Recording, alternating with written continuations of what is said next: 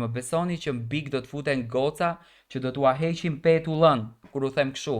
Ore të bukura, me trup fantastik dhe ju do të çmendeni fare.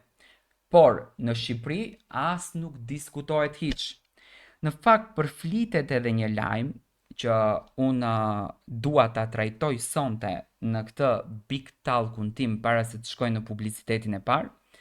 Përflitet edhe një lajm që pjesë e një formati si Big Brother këtë vit do t'ishte edhe zonja e nderuar, të cilën unë e respektoj personalisht, një zonjë fantastike, zonja Iqbale Huduti. Ju e njihni zonjën Iqbale, një personalitet shumë i komentuar, një personalitet shumë i përfolur.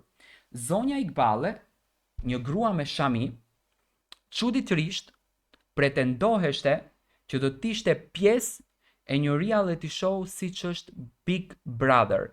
Tani, logjika të çon përtej asaj gjëje. Të mendosh, domethënë. Zonja Iqbale Huduti, një grua me shami, si do të trajtonte veten një grua me shami në Big Brother, kur çdo gjë është transparente, domethënë tushi është transparent, përditshmëria është transparente, duheshte të flenë në një dhomë me të gjithë banorët, dhe unë publikisht, duke e njohur edhe personalisht zonjën Huduti, e ftoj që në puntatat e ardhshme të kyçet nëpërmjet linjës telefonike dhe dua në fakt ta trajtoj si temë që si mund të shkonte një grua me shami dhe të ishte pjesë e një reality show që në aspektin fetar komentohet si një gjë e gabuar dhe komentohet si një gjë haram.